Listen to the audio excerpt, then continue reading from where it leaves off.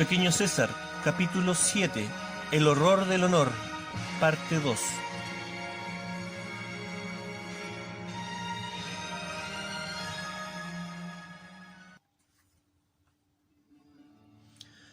El sudor recorre mi rostro, mi cuerpo eleva vapores de humedad. El cielo sobre las copas de los árboles muestra el gris oscuro de la tarde ya avanzada. Comienzo a escuchar los sonidos del bosque. A mi alrededor vuela un pequeño enjambre de insectos, los que brillan en la oscuridad creando un mágico y silencioso espectáculo de luminiscencias a mi alrededor. Después escucho pasos de animales que se acercan. Levanto mi cabeza y por un breve momento creo que se trata de cabalgaduras de poca alzada, pero luego me doy cuenta de que se trata de gamos, un macho y varias hembras. Estos detienen su marcha al percatarse de mi presencia, pero después de un rato de escrutarme con todos sus sentidos se acostumbran a mí y vuelven a husmear y ramonear con sus narices la capa vegetal del suelo alrededor de nosotros. El macho se acerca a mí un poco más que las hembras. Puedo sentir su olor. Este avanza y se instala algo inseguro a cierta distancia de mis pies. Cruza nerviosamente por donde estoy. Detrás de él lo siguen las hembras, las que se agolpan unas contra otras, dudosas de pasar cerca de mí. Finalmente una lo hace y las demás la siguen. Vuelvo a recostar mi cabeza y me duermo fatigado y adolorido. Despierto sobresaltado, envuelto en una densa oscuridad y alertado por ruidos de gruñidos de camellos. Mi primera intención es la de gritar para pedir ayuda, pero me controlo, ya que en realidad no estoy seguro de quién se trate. Me incorporo lentamente, aprieto mi boca para no gemir ni gritar, apoyo mi pierna derecha y el dolor que esto me produce me llega hasta el cráneo. Doy mis primeros pasos arrastrando mi inútil extremidad. El sudor frío baja por mi frente, encuentro una rama con las dimensiones adecuadas para servirme de apoyo y con su ayuda logro avanzar un poco más.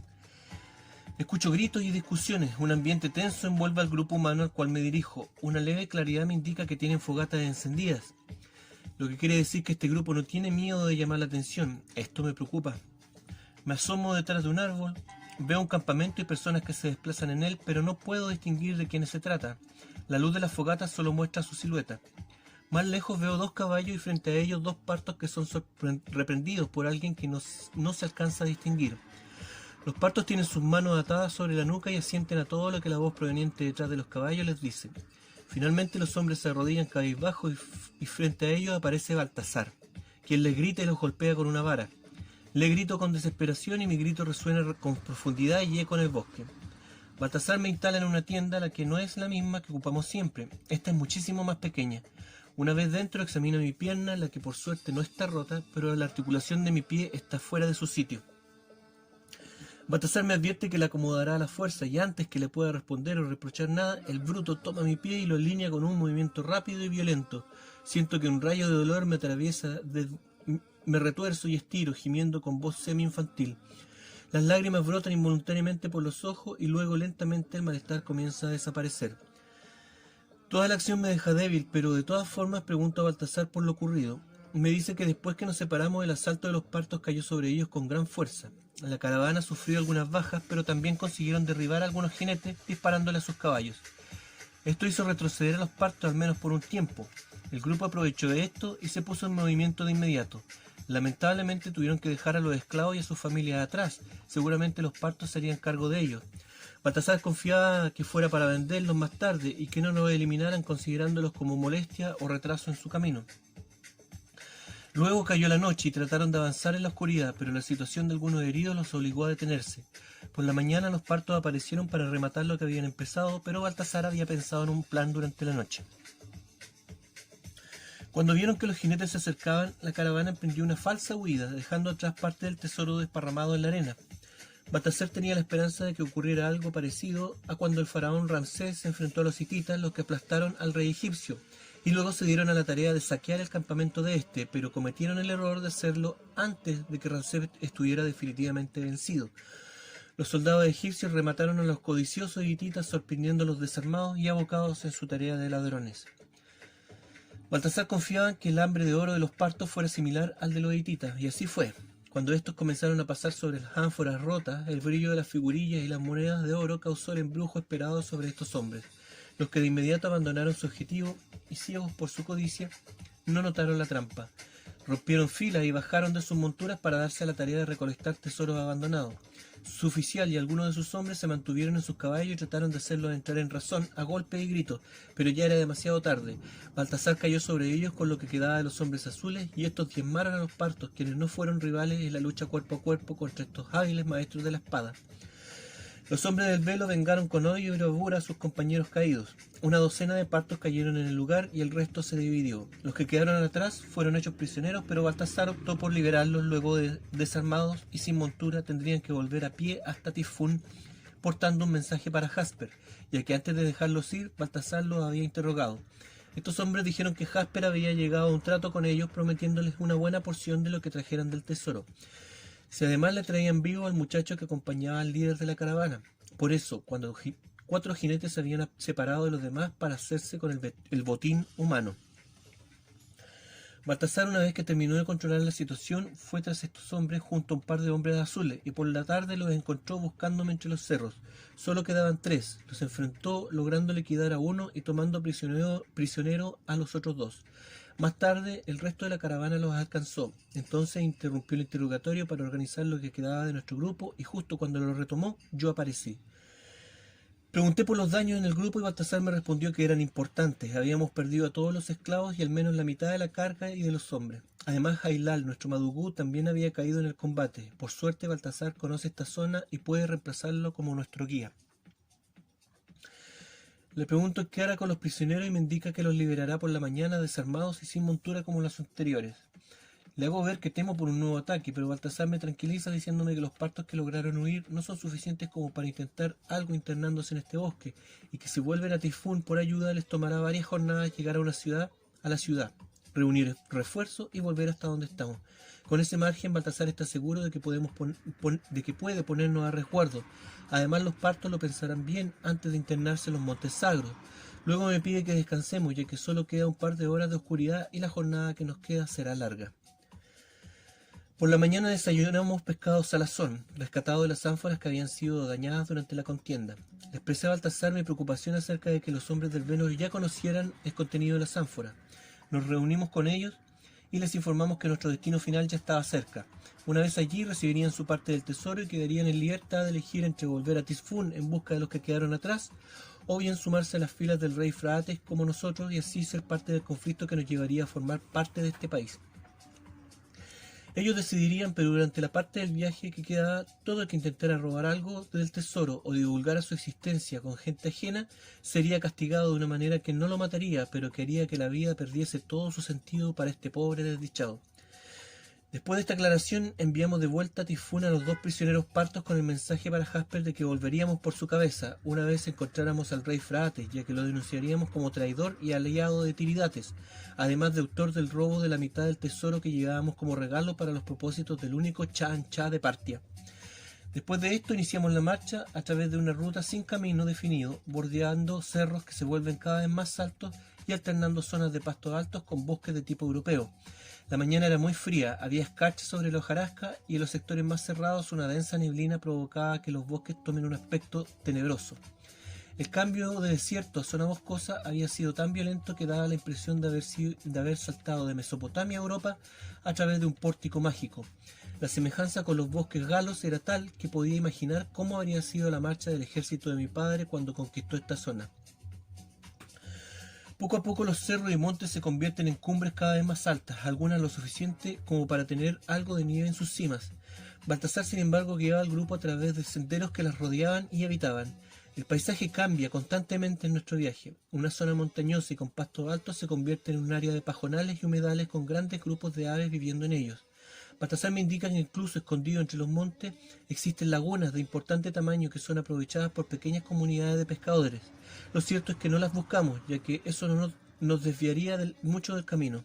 Además, en el trayecto surgió un retraso inesperado. Se trató de una familia de jabalíes, jabalí iraní, de gran tamaño que se cruzó con nosotros a la orilla de un cerro con altos matorrales. El macho, al encontrarse con la caravana sobre su piara, decidió atacar. Su víctima fue uno de nuestros camellos, al que después tuvimos que sacrificar. Los hombres de inmediato le dieron caza con sus arcos. El animal era enorme, mucho más grande que cualquiera que yo hubiera visto antes, tan grande que sus colmillos tenían el mismo largo de mi mano. El pobre se defendió con furia, pero eso no lo salvó de la muerte, la que solo le llegó después de que muchos dardos atravesaran su dura piel. El tamaño de este animal me recordó las historias de Herodoto acerca de un clan que cazaba enormes jabalíes del tamaño de caballos para hacerse hombres, o el jabalí de Erimanto, al cual Hércules debió darle muerte para cumplir con uno de sus 12 trabajos. Los hombres carnearon al animal, al menos esa noche comeríamos cerdo en vez de pescado.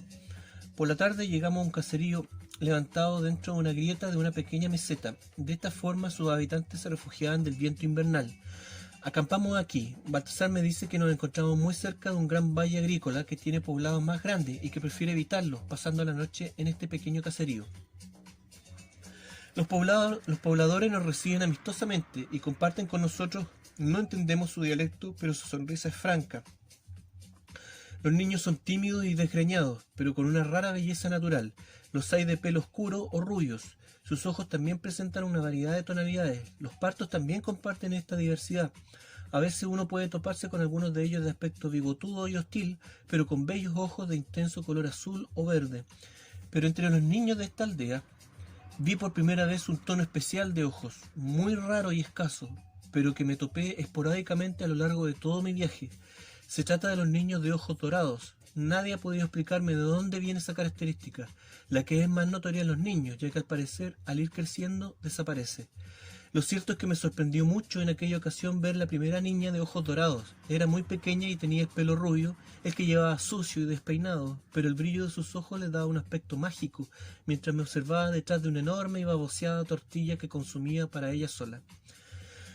Por la noche, mientras todos compartían comida e historias, subí la pequeña meseta para observar las estrellas. El frío viento agitaba los pastos largos y duros de la cima.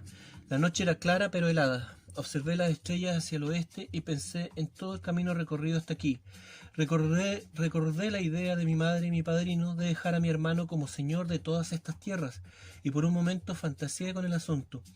Qué hermoso hubiera sido mi hermano gobernando en Oriente y yo en Occidente. El mundo hubiera sido nuestro.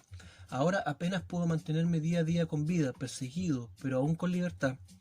Mi corazón se ha ido endureciendo. Supongo que me estoy convirtiendo en un hombre solo y amargado. Eso no me gusta. Quiero volver a mi hogar, quiero recobrar a mis hermanos y que reinemos justamente entre los hombres. Mientras pienso en esto, el viento trae hacia mí una siniestra y burlona risa. Me vuelvo asustado y entre los pastos secos aparecen varios animales acercándose agazapadamente hacia mí. Se trata de hienas rayada. Son algo más pequeñas y lanudas que las de África, pero su aspecto y temperamento es igual de desagradable que aquellas. Busco entre mi ropa y me percato de que estoy desarmado. Las hienas me miran y se detienen a cierta distancia de mí, dubitativas y nerviosas. Aún no sé si se deciden atacar. Es como si esperaran a estar seguras de que no soy una amenaza. Mientras leen mi comportamiento, avanzan y retroceden, atentas a lo que hago. Lo hacen riéndose y burlándose de mi miedo. Sus ojos brillan en la oscuridad. Me siento perdido. Puedo escuchar las alegres voces que provienen del poblado, pero estoy a una buena altura sobre ellos. Estos animales podrían acabar fácilmente con mi vida antes de que alguien oiga mis gritos y venga a rescatarme. La imagen de morir despedazado comienza a dibujarse en mi mente. Me muevo lentamente para alcanzar una piedra de buen tamaño que está bajo mis pies, pero al arrodillarme, una de las criaturas toma el suficiente valor y me ataca. Salta sobre mí, pero su ataque es detenido violentamente por otro animal aún más grande.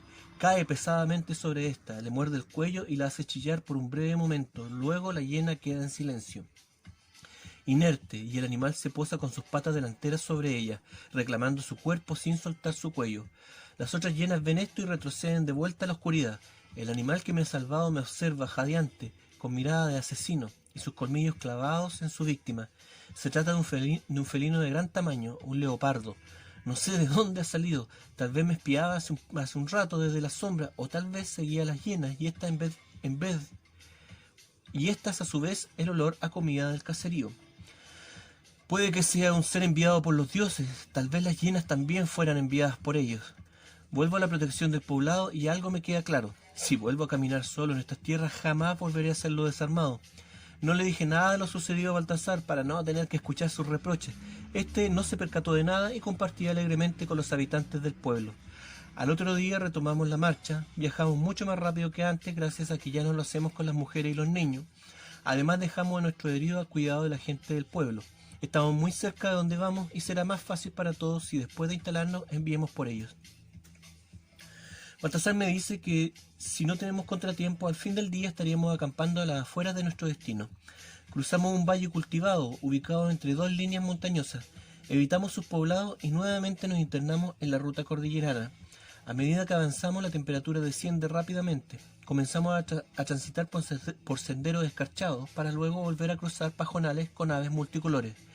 De ellas se destacan unas de color rosado, muy altas y delgadas y con largo cuello, que caminan con sus flacas y estilizadas patas entre el fango de las lagunas, con movimientos señoriales, humeando con sus picos de vez en cuando en el agua. Sin duda, la vida silvestre de los montes sagros no tiene nada que ver con los estériles desiertos que dejamos atrás. Le comento esto a Baltasar, quien me advierte que aún no nos hemos topado con los grandes depredadores de la región. Me dice que no debo descuidarme, ya que, aparte de los grandes jabalíes, también en la zona hay hienas, lobos, leopardos, leones, osos e incluso más al norte tigres de gran tamaño. Yo no le respondo, pero obviamente su advertencia me llega demasiado tarde. Pero no solamente la variedad de depredadores es abundante, ya que también existen ciervos, gamos y gacelas de distinto tipo. Es como si en estos montes se reunieran todos los animales de África y Europa. También sus árboles están presentes en distintas partes del mundo.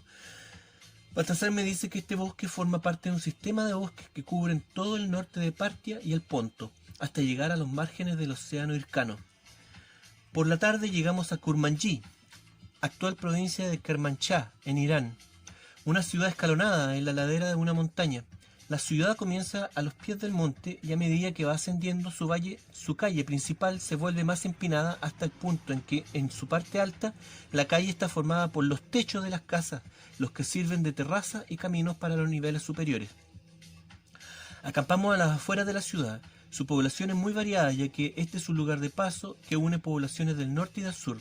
Entre sus calles se pueden ver partos bigotones, pero también medos, sirios, griegos, bactrianos y uno que otro judío, cada grupo con distintos tonos de piel, color de ojos y de pelo. Cuando entramos en la ciudad nos topamos con un escandaloso conflicto. Un grupo de personas rodeaba a un hombre, a una vieja y a una pareja de jóvenes. Por lo que Baltasar me explicó, la gente acusaba a la vieja de practicar rituales mágicos prohibidos, es decir, con algún tipo de sacrificio humano o animal de por medio. Al hombre mayor, en cambio, de cometer incesto con la muchacha, ya que al parecer ella era la esposa de su hijo, un muchacho delgado y de bellas y delicadas facciones, que además vestía un traje un tanto femenino. El asunto era el siguiente. El padre del muchacho, un hombre fornido, rubio y de abundante barba y bigote, había decidido casar a su hijo con la muchacha que ahora los acompañaba. El hombre anhelaba que con este acto su hijo le diera un descendiente y además abandonara sus modos finos de mujercita y comenzara a comportarse como un hombre completo y responsable. El tiempo pasó y su nuera se quejó con él de que su hijo no la había tocado ni mostraba interés en ella.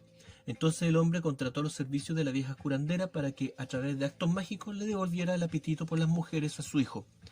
Aquí es donde los vecinos del hombre acusaban a la vieja de cometer sacrificios para lograr sus propósitos, pero la vieja se defendía, explicando que solo había practicado rituales tradicionales muy antiguos, pero inofensivos. A continuación, la vieja relató un ritual muy similar al descrito por Titrit cuando buscaba aumentar su fertilidad. Al igual que a ella, esta vieja vistió al joven con ropa de lana negra y le tapó los oídos y la nariz también con lana negra. Luego de rezar oraciones destinadas a alejar la oscuridad que mantenía al muchacho sin deseo carnal, la vieja retiró la lana de los orificios del joven y rasgó su ropa, para luego arrojarla a un río. La anciana explicó que la mayoría de las veces esto era suficiente para hacer que los hombres y las mujeres recuperaran su vitalidad sexual y su deseo hacia el género contrario. Pero en el caso de este joven fue como si nada, y su joven esposa volvió a quejarse con su suegro, y éste llamó nuevamente a la vieja, la que recurrió una vez más a su antigua tradición para acabar con el problema.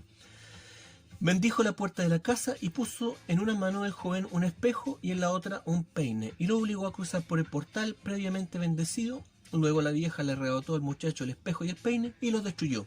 Después le dio al joven un arco y una flecha y le dijo: «Mira, te he quitado el afeminamiento y te he devuelto la hombría. Has expulsado las maneras de mujer y has adquirido las de hombre». Acto seguido hicieron que el muchacho yaciera con su esposa, esperando tener buenas noticias por la mañana, pero esto no ocurrió y eso terminó con la paciencia del padre, quien esta vez dejó los actos mágicos a un lado y prefirió impartir una buena paliza a su hijo para ver si de esta manera reaccionaba y comenzaba a comportarse como hombre. Esto solo provocó la huida temporal del joven. El problema es que ahora la muchacha presentaba un evidente estado de embarazo, y la gente del lugar culpaba a su suegro de haberla preñado, en un claro gesto de desesperación de dejar a su hijo con descendencia. Los vecinos furiosos querían linchar tanto al hombre como a la vieja, pero esto fue evitado por la llegada de un magistrado de la ciudad, quien en compañía de algunos guardias puso orden en el lugar. Este hombre escuchó el caso y llegó a la siguiente decisión.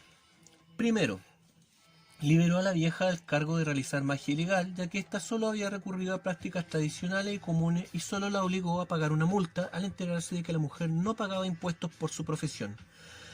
Con respecto a la acusación de incesto, el hombre dijo que este no había ocurrido, ya que el matrimonio de los jóvenes no era válido al no haberse consumado, por lo tanto, no había lazos familiares entre el hombre y la joven. El populacho pidió entonces cargos de violación y adulterio para el hombre, pero el magistrado explicó que la violación solo se podía acreditar si los gritos de la mujer violada son escuchados por un tercero. Esta regla no aplica solo en caso de que el hecho se produzca a campo abierto, y ese no era el caso acá. Por último, para el caso de adulterio es necesaria la acusación inmediata del esposo afectado, cosa que tampoco había ocurrido. Finalmente el magistrado ordenó que se anulara el ridículo matrimonio y exigió al hombre que se casara con la muchacha para que se hiciera cargo de su nuevo hijo. En cuanto al muchacho, este no podía seguir viviendo bajo el mismo techo con su padre, y al no tener un oficio conocido, solo quedaba reclutarlo en el ejército, cosa que a todas luces no era una buena idea. El magistrado ordenó entonces al muchacho convertirse en aprendiz de la vieja hechicera y lo condenó a hacerse cargo de ésta cuando la mujer ya no pudiera valerse por sí misma. De todos los involucrados, la única que quedó conforme fue la muchacha, quien se mostraba orgullosa de su estado de embarazo. Baltasar aprovechó la presencia del magistrado para pagar nuestro derecho de acampar fuera de la ciudad y se aseguró que le enviaran algunos guardias. Le pregunté a Baltasar qué estaba haciendo. ¿Acaso no había aprendido la lección de no contratar guardias partos? Baltasar me explicó que esta vez no teníamos nada que temer, ya que la gente de este lugar nada sabía de nosotros y para ellos solo éramos una caravana más de las que pasaban por la ciudad. Por lo tanto, era importante cumplir con los protocolos normales de todo comerciante caravanero. Así no levantaríamos sospechas sobre nosotros. Estábamos muy cerca del punto de reunión y esto no sería bueno. Pasamos la noche a los pies de Kurmanji, la ciudad vertical que se eleva hasta los cielos. Yo estaba ansioso. Si todo marchaba bien, al otro día estaríamos en contacto con gente del rey Fraates y usaríamos la parte del tesoro que nos quedaba para crear un pequeño ejército y así formar una posible alianza con el rey Parto. Fraates me ayudará a cobrar con sangre la muerte de Mariam y me dará el poder necesario para recuperar a mis hermanos.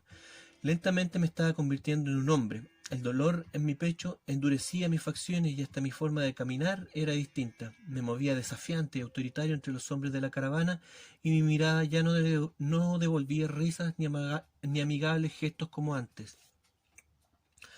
Por la noche iniciamos la marcha bordeando montes y cerros rocosos. Al rodear uno de bastante altura y con paredes de piedra absolutamente verticales, apareció nuestro destino, el poblado de Bagastana, actual Beistún. La gente del pueblo, por lo que me había dicho Baltasar, era sencilla y acogedora, pero ahora sus calles estaban casi vacías y los pocos pobladores que veíamos nos miraban con desconfianza. La razón de esto era la presencia de un campamento parto a las afueras de la ciudad. Habían llegado hace un par de semanas y su presencia provocaba inseguridad en la población, quienes preferían mantenerse lejos de los soldados y la guerra. Este grupo de partos correspondía a una pequeña avanzada del rey Fraates, tal como Baltasar lo esperaba. También eran los que más se habían internado en el país y los que tenían más posibilidades de toparse con las fuerzas de Tiridates y entrar en batalla. Su inadvertida presencia dependía de que la gente del pueblo no los delatara y que los forasteros fueran retenidos a la fuerza al menos hasta recibir nuevas órdenes del depuesto rey. Y eso fue lo que pasó con nosotros. En poco tiempo nos vimos rodeados por soldados a caballo, los que impidieron que siguiéramos avanzando. Esperamos al oficial a cargo y cuando se presentó, Baltasar bajó de su caballo y fue a su encuentro. El oficial al parecer lo reconoció, ya que hizo un disimulado pero perceptible gesto de reverencia hacia él. Baltasar devolvió el gesto y ambos comenzaron a platicar. Baltasar obviamente le habló de mí, ya que el hombre en un momento me miró con ojos de águila, luego nos invitó a su tienda. Una vez dentro, el hombre se presentó como Bahadir, guerrero valiente. Al verme tenso y nervioso, Baltasar me dijo que no temiera, ya que Bahadir era miembro de una tribu nómade aliada de su familia, los Sagartia, quienes habían apoyado al rey mago Gaumata en la guerra contra el rey Darío, pero que después de perder el conflicto se habían mezclado con las poblaciones de los Montes Sagros, que era ahora la zona donde se movilizaban, dejando atrás su vida de conquistadores nómades. pero aún hoy en día a los montes sagros también se les conocía como la Puerta de Sagartia. El hombre era oficial parto, pero era obvio que estaba más emparentado con la sangre de Baltasar que con estos bigotones. Baltasar le explicó a nuestro anfitrión cuáles eran nuestros planes y le dijo que yo representaba la última resistencia de Alejandría en contra de los romanos y que tenía los recursos necesarios para reclutar tropas del norte. Bajadir se alegró al escuchar esto, ya que al mismo tiempo había enviado unos emisarios tratando de involucrar jinetes escitas hacia la causa de Frate, pero hasta ahora no había tenido suerte con eso y solo había conseguido que mataran a la mitad de sus mensajeros. Pero con recursos a nuestra disposición, confiaba en que el brillo del oro atrajera muchas cabalgaduras a nuestro lado. Sin pensarlo más, envió nuevos emisarios, esta vez cargados con una muestra de oro para intentar atraer la ayuda de los peligrosos vecinos del norte. Baltasar también le relató nuestro fallido encuentro con Jasper y su posterior traición y de cómo se había apoderado de parte del tesoro. Además le contó que éste esperaba recibir en Tifún al rey impostor Tiridates. Bajadir agradeció la información, pero nos dejó en claro que nada podíamos hacer hasta recibir refuerzos o reunirnos con el resto de la avanzada de Fraates. Además, sin armas de asedio era imposible atacar Tisfún. Nos aclaró que su campamento contaba solo con 200 jinetes livianos y 50 catafractos, un número que impedía cualquier acción ofensiva y que solo estaba allí como estrategia para mantener una punta de lanza dentro del imperio, informando y retrasando cualquier movimiento de los hombres de Tiridates. Al parecer no nos queda más alternativa que la de esperar que los emisarios enviados al norte regresen con refuerzos y buenas noticias. Revisamos el campamento. Este se encontraba limpio y ordenado, pero solo unos pocos hombres estaban preparados con todo su equipamiento. Estos actuaban de guardia y se turnaban cada cierto tiempo. Los demás estaban abocados a tareas de mantenimiento. En las caballerizas vi por primera vez a los enormes caballos niceos, la raza más grande de caballos de la historia y actualmente extinto, que los partos usaban para formar sus poderosos catafractos. Baltasar me explicó que estos caballos son originarios de Nicea, una región ubicada acá mismo dentro de los montes sagros. Estos caballos son enormes y musculosos, más de 2 metros de alzada. De hecho, son los más grandes que yo haya visto jamás, pero esto no les resta rapidez y agilidad, lo que los distingue de otros caballos de gran alzada usados para salto pesado por otros pueblos. Los caballos niceos no cuentan con un color de pelaje específico que los distinga, pero sí tienen una característica que les ha dado la fama de seres divinos. Y es que cuando se esfuerzan mucho, sudan sangre. Pero la verdad, y esto lo descubrimos después con Baltasar, es que bajo su pelaje portan un parásito desagradable que ataca solo a estos caballos y que les provoca el problema ya mencionado. Los partos saben esto. Para aliviarlos y evitar que se contagien y se infecten sus heridas, untan en su pelaje betún negro proveniente de los pozos ardientes del desierto. La verdad es que sin estos caballos los partos no podrían disponer de sus poderosos catafractos, ya que no existe otra bestia que resista la pesada armadura de los jinetes y las mantas y cascos que les colocan a ellos mismos. Quería seguir revisando a nuestro pequeño ejército, pero Baltasar estaba ansioso por mostrarme algo. Salimos del campamento y continuamos bordeando los montes del sector, y en la ladera vertical de uno de ellos había un gran relieve tallado directamente en la roca.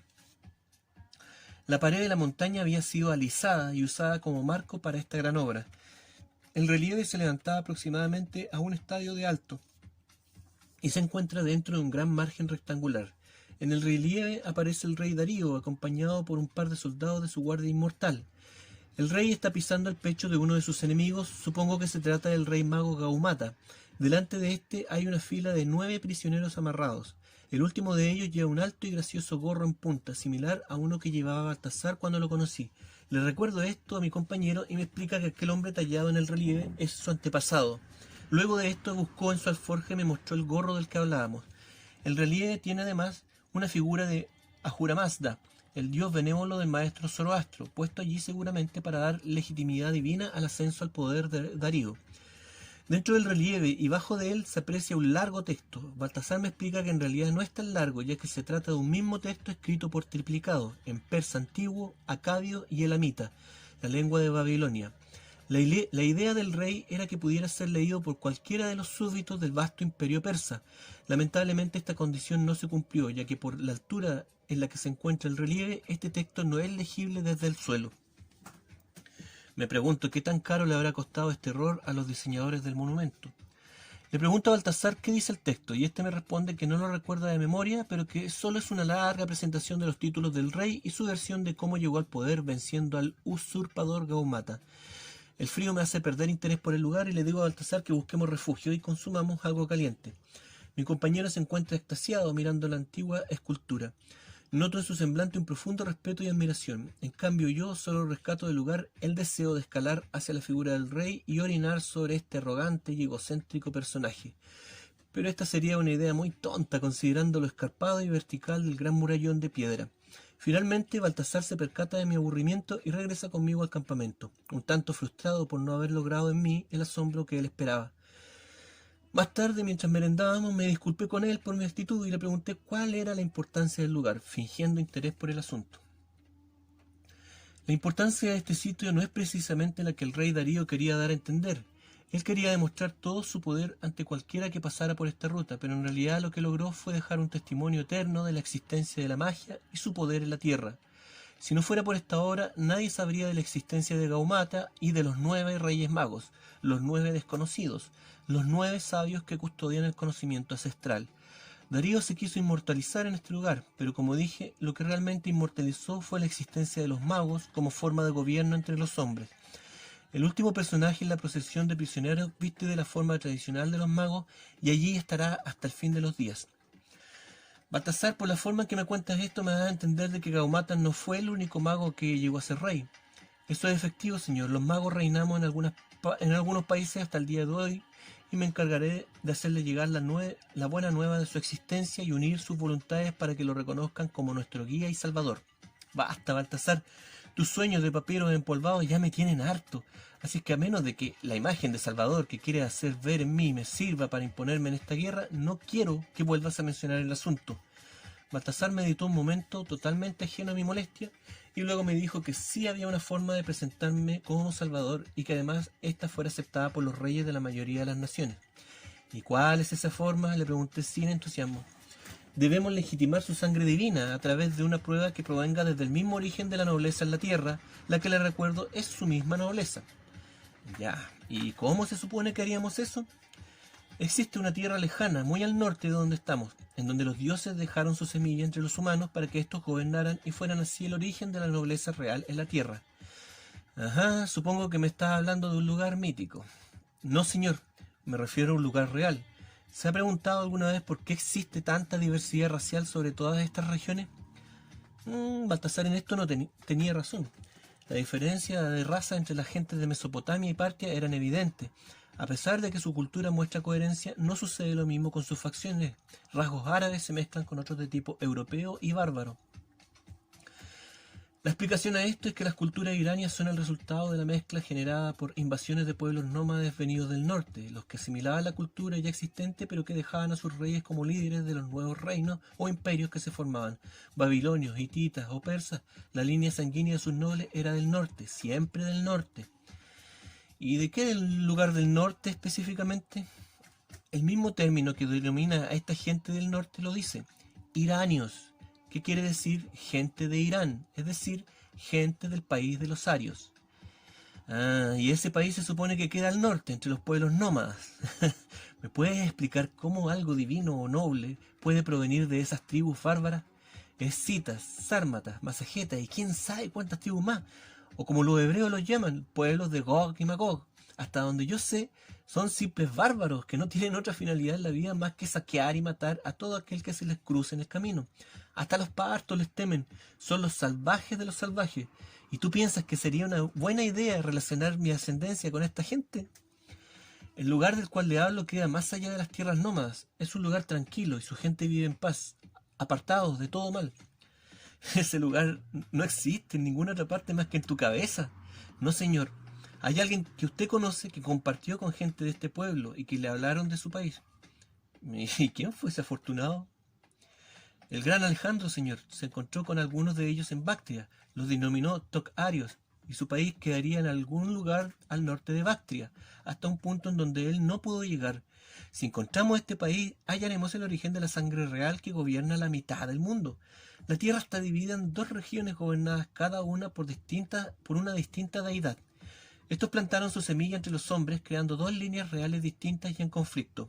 Usted forma parte de esto, su ascendencia es poderosa, y si usted uniera su sangre con la de la otra estirpe divina, su descendencia tendría derecho y autoridad sobre toda la tierra. El mundo entonces sería gobernado por una cabeza y no por dos como ocurre ahora, y la paz se instalaría por fin sobre los pueblos de la tierra. Así es que ese es tu plan, Baltasar. Eres un estúpido. Has malgastado toda tu vida siguiendo un imposible, una leyenda. Lo que necesito de ti no son tus historias trasnochadas, sino que me des la forma de vencer a la caballería parta y... Déjeme decirle una última cosa, señor. Antes de que piense que estoy loco o soy el único en mis conclusiones, medite usted lo siguiente. Judíos, cananeos, samaritanos, galileos, filistinos, drusos, esidis y tantos otros piensan que el Mesías o Salvador humano, pero de origen divino, nacerá en su propia casta. Usted mismo ha sido testigo de esto. Pero ¿por qué ellos piensan esto? Mientras que en Roma o en Alejandría ya consideran a sus gobernantes como descendientes divinos. Su padre fue nombrado Dios por el Senado, quienes renombraron el mes Quintilis en su honor, Julio, considerando la ascendencia divina de su familia Julia. Su madre fue considerada en Egipto no solo descendiente, sino la propia encarnación de la diosa Isis. ¿Quién está errado en esto? Pues nadie. Lo que ocurre es que el origen divino de la realeza de estas naciones es distinto. Oriente y Occidente, unos reinados por descendientes de dioses y los otros esperando a su Mesías. Y usted es la única persona en la tierra que puede unir ambas cosas. Nosotros los magos somos los depositarios de esta verdad. Esa es mi carga y mi responsabilidad. La suya es la de lograr que eso se cumpla. Su semilla no se puede perder. Debe servir para traer paz y unión en el mundo. Semitas y arios, emparentados y gobernados por fin por un mismo y único rey de reyes divino.